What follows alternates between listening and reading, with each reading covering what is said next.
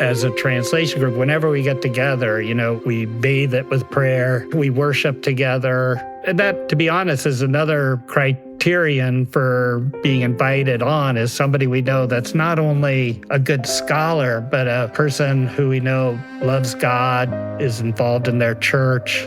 On In Good Faith, we believe that all faith traditions have something to teach us about how God is working in the world and in our lives. So join us as we listen and learn and discover how speaking with people of other faiths can strengthen our own faith and even our own practice. I think it's fascinating that most people in the world today get their scriptures secondhand.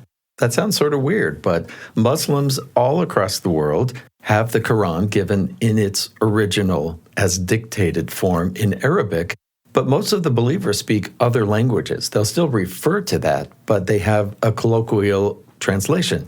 And the same with the Bible. Most of us don't have this head full of Hebrew and Greek and Aramaic. So Heather Bigley, producer of In Good Faith, you love translations.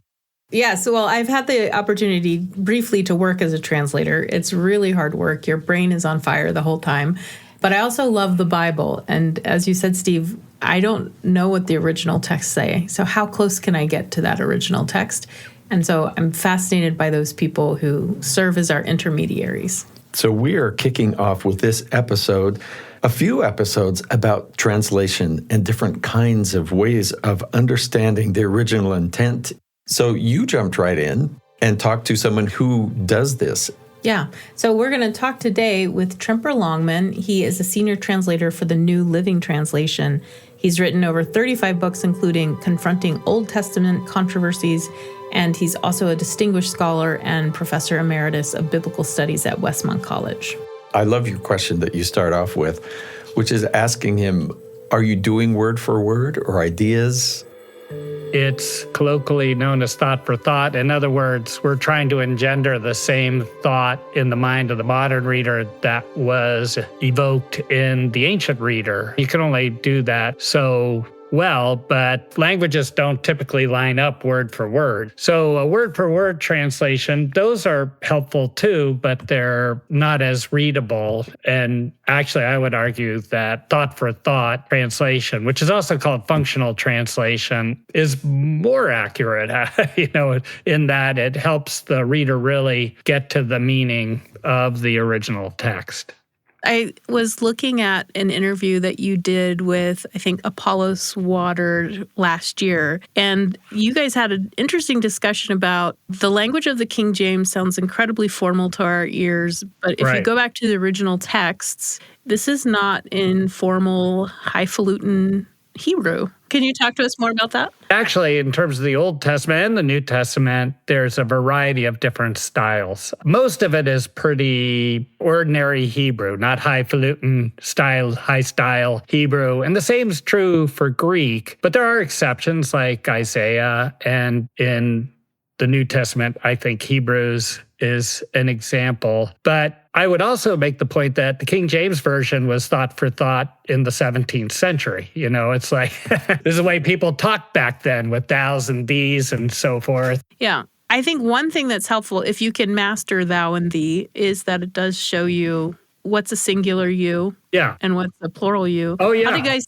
handle that in the translation that you're in charge of? Well, that distinction does get blurred in modern English. Context will often help a person realize. I was just working on Psalm 77 today because it's 20 years since it came out and English language changes enough and we get some new insights into the Hebrew and Greek texts. So we're engaged in a major review, and Psalm 77 has a series of questions that are kind of accusatory toward God. Have you rejected forever? But we translated, have you rejected me forever? Because the psalmist had just been talking about how he's lost sleep, and so he's kind of personalizing it. But one of my colleagues said, well, actually, the psalmist here is representative of the community, so maybe we're individualizing it too much. So the you, people would automatically kind of understand in this context as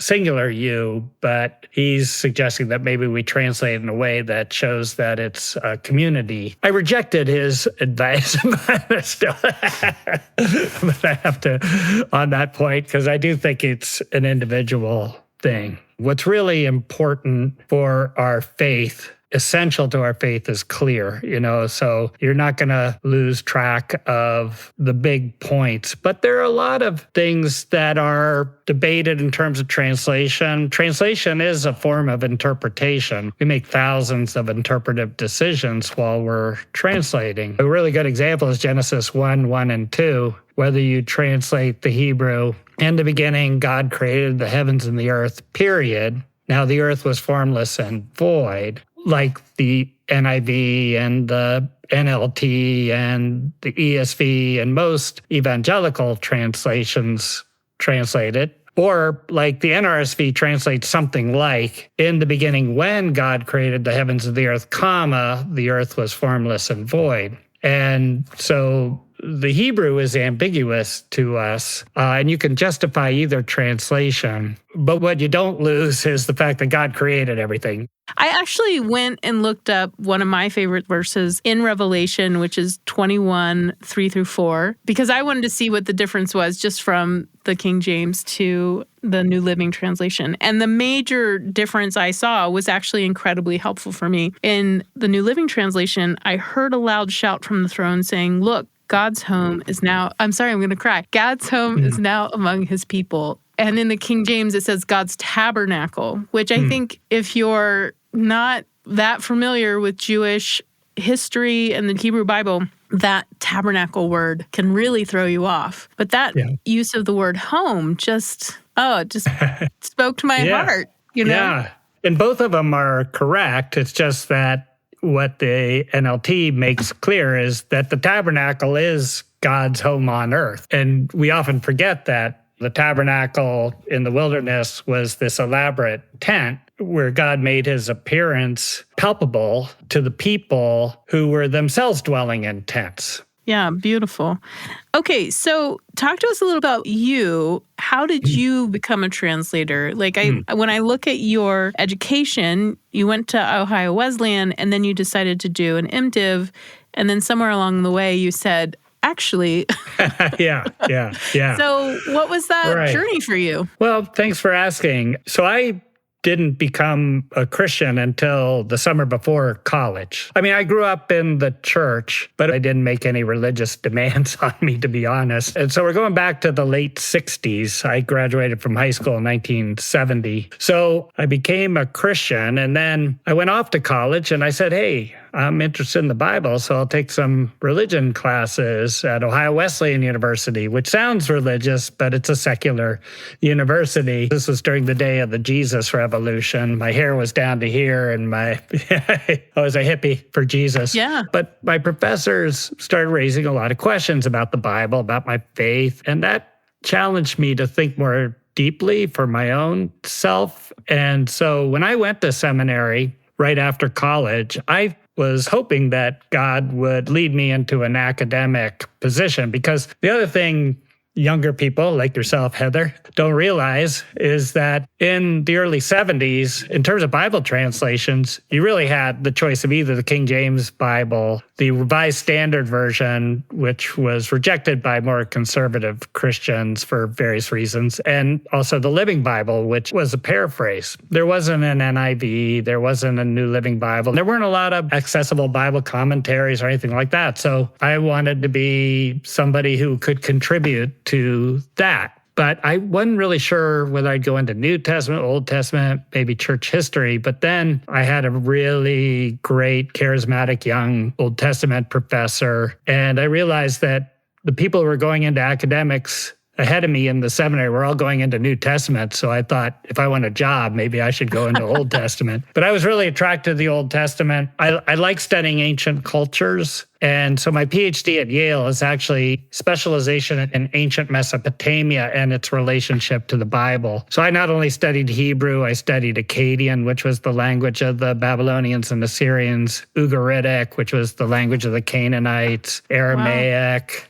and a little bit of Arabic, and then also the culture and the literatures of these various people. I had already published a few books, commentaries based on the Hebrew text. So when they put together the team to do the New Living Translation around 1990, Tyndale House Publishers kindly contacted me and asked me if I'd want to participate and be in charge of the Psalms and Wisdom books. And there were 6 of us, and I was the youngest by 10 years. 2 of my dearly beloved colleagues have died, and then the 3 others are in their early 80s. So we've all taken on younger understudies. And so that's been a lot of fun. Well, that's interesting. Earlier you talked about how all translation is interpretation. I've also heard all translation is commentary. I would not agree. I would ask the person, what do you mean by commentary? Because commentary is, when I write a commentary, I'm explaining why I'm translating and what it means. So I'm not doing commentary, but I am interpreting. It's interpretation without the commentary. Then we usually, there's a New Living Study Bible, which I participated in, and there we give commentary and suggestions why we do it, or translated it the way we did. So basically, the younger scholars that I work with know this, what is important for them, and we actually would vet a person before we'd invite them to be a formal part of the translation, that they're both comfortable with as well as able to do a translation according to the translation philosophy of the New Living Translation. And we work as a team, so I'll do an initial translation. When we did the original translation, I'd then send it to 3 other experts in the field who would then respond to my translation. I'd consider their changes. And if 2 of them disagreed with me, I was bound by oath to go with their translation, which I was happy to do. And then we send it off to stylists. And then it comes to the Bible Translation Committee, of which I'm a member. And I'll lead a discussion, say, on the Psalms and questions that come up. And it's that group, which is made up of 6 general reviewers, including myself, and about 3 or 4 stylists that will make the final decisions. I was reading that this actually, the original translation took 10 years and 90 scholars. And then hearing you describe the way you work together, what is the feeling in the room? I mean... Well, that's a great question. And I'll get to that. There were 90 people involved. There were 6 of us as general reviewers. Each of the 6 of us had 5 different sections. And for each of those, I invite 3 different scholars to work with me. So here's why it was good and is good, is because it was very intentional to put together that original group of 6 and then the group of 90 based, first of all, on their expertise in translation. But then secondly, we had to know that they were good people to work with, that they were team players, and that they weren't narcissistic, opinionated. And it's, we're here 34, 35 years later, and everybody loves each other. I mean, I'm assuming when you're translating, and maybe I'm wrong, but I'm assuming that there are times when you want the Spirit to confirm what you're doing. Oh, yeah. And how do you bring the Spirit into the room? Yeah.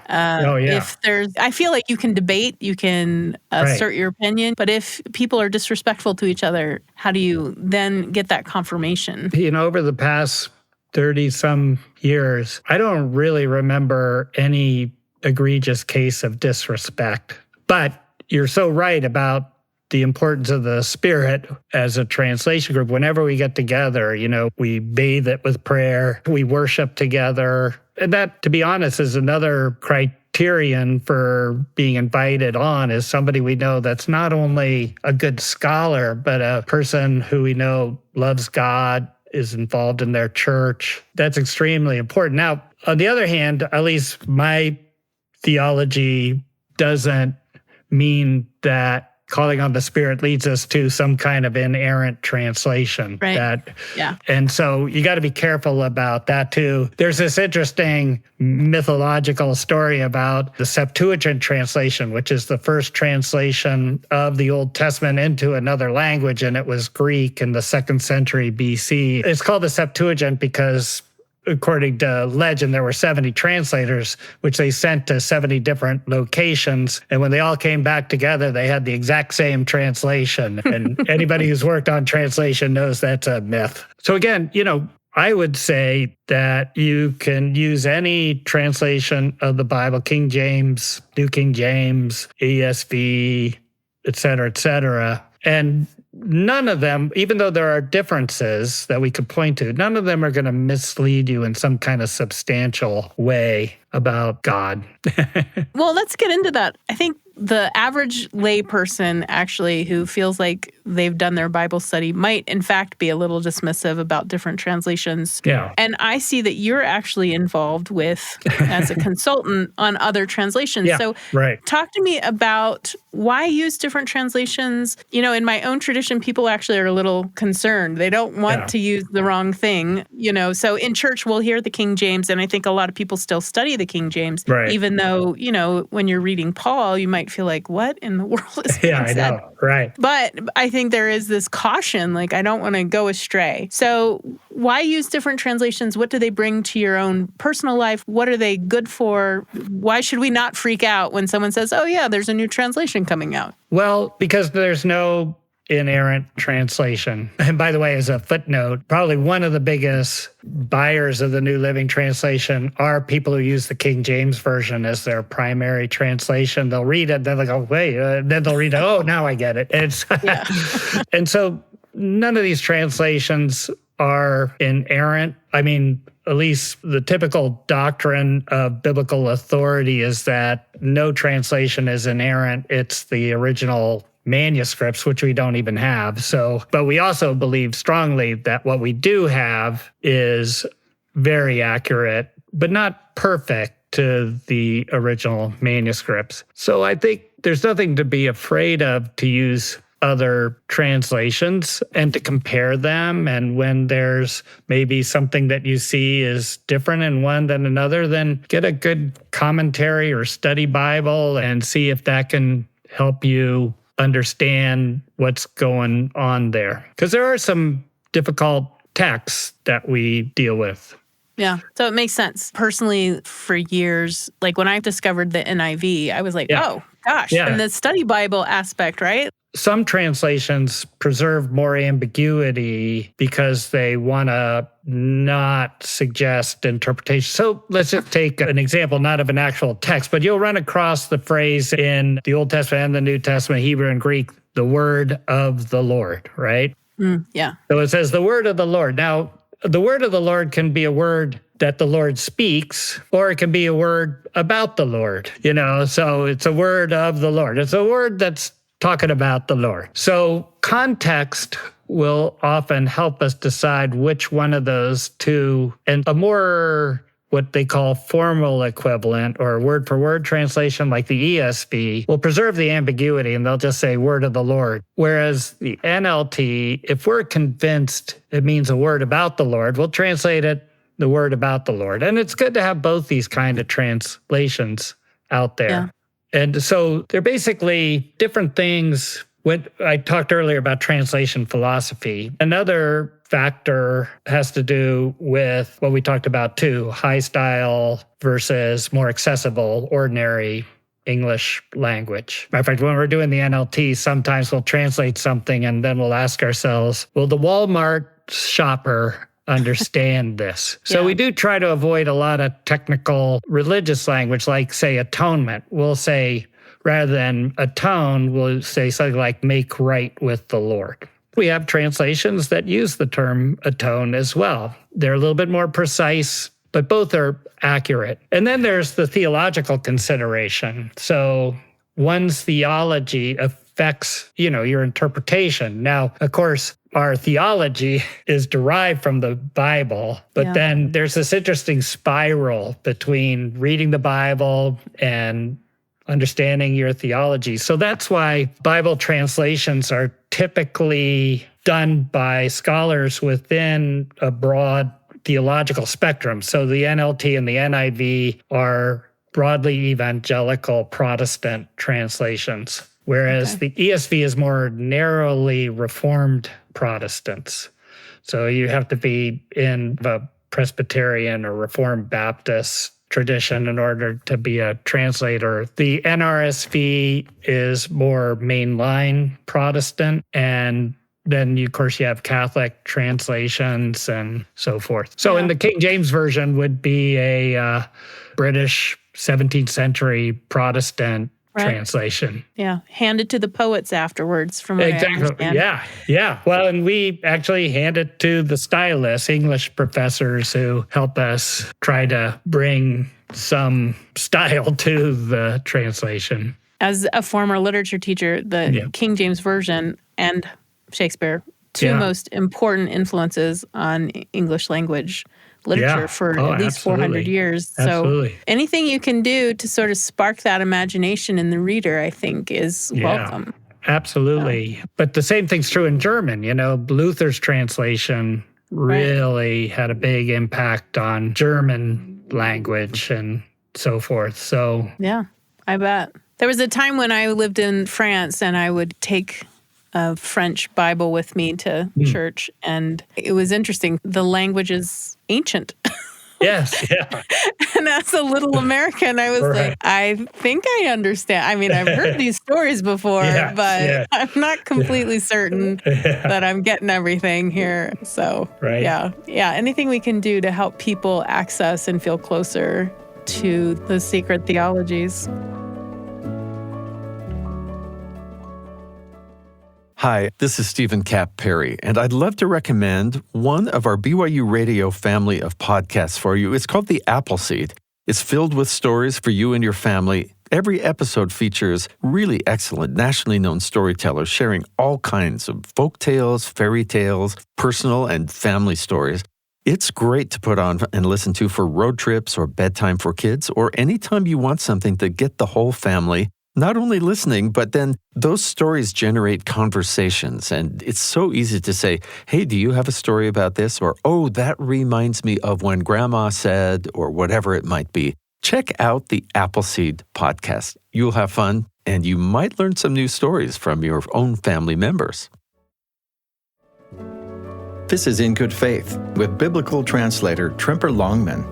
You mentioned that you became a Christian before college. I mean, if you don't mind sharing, what was that experience for you? Yeah, well, it was a wonderful experience. I grew up in a loving family, but we went to this more liberal church, and they didn't really call on us. They just assumed we were all Christians, so I didn't think anything of it. But I played football in high school, and I will just brag momentarily that we were first in the state of Ohio and third in the nation among high schools. So we were a powerhouse. But a young Baptist minister moved into the area, just started working out with us, and we didn't think it was all that strange. He was pretty athletic himself, but he was obviously coming so he could share the gospel with us. Yeah.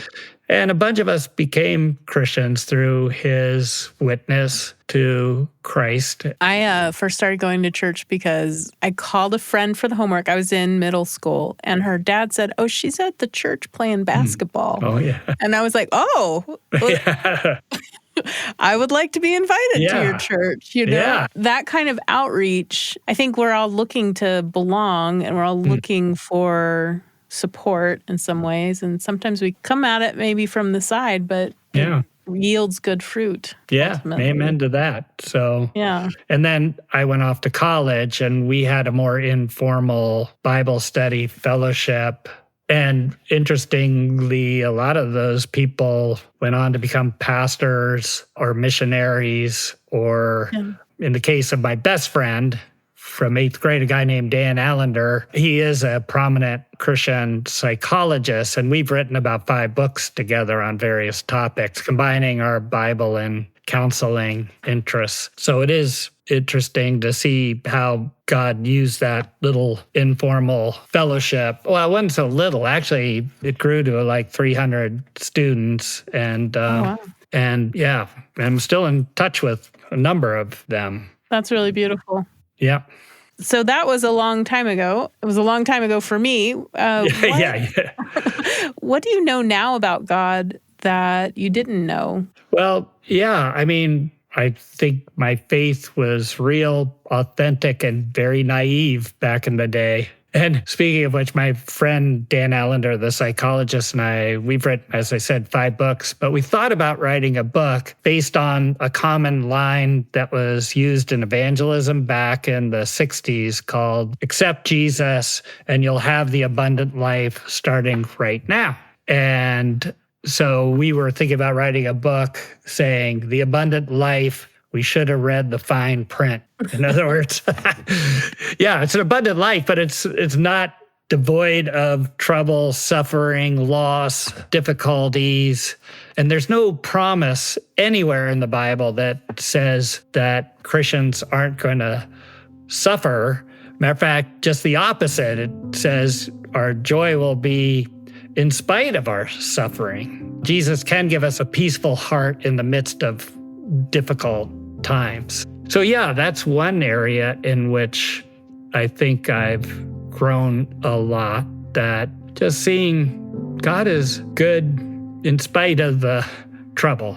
And I'm an expert in the Psalms, supposedly, and so we have a lot of lament Psalms, right? So a lot of crying out that God invites our laments. And then we also have these Psalms of confidence, like Psalm 23, where we're suffering, but we've come to the point where we can trust God in the midst of the suffering. The laments are, God, why are you doing this to me? And then the Psalms of confidence are, even though I walk through the darkest valley, I will fear no evil. Psalm 131, I've calmed and quieted my soul like a weaned child with its mother. But it takes a while to get there in the midst of intense suffering, kind of like Job.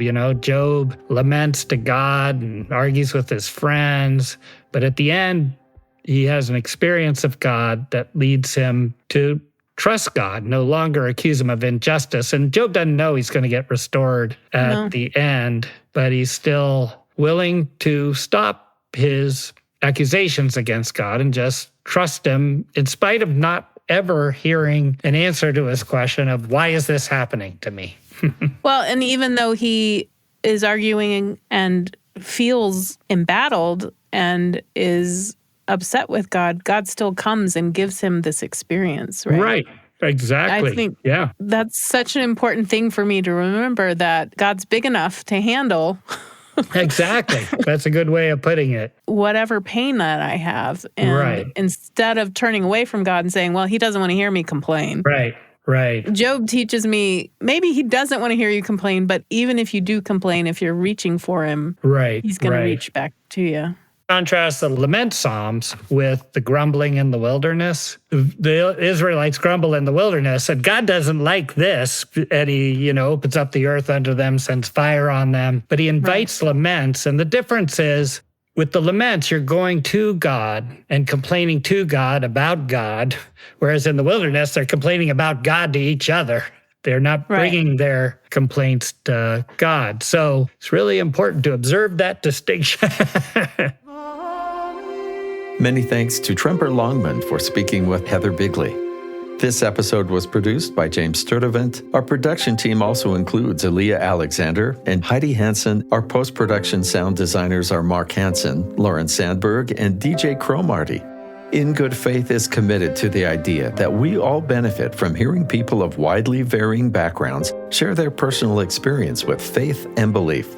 In fact, we think people with such experience deserve some of our best listening.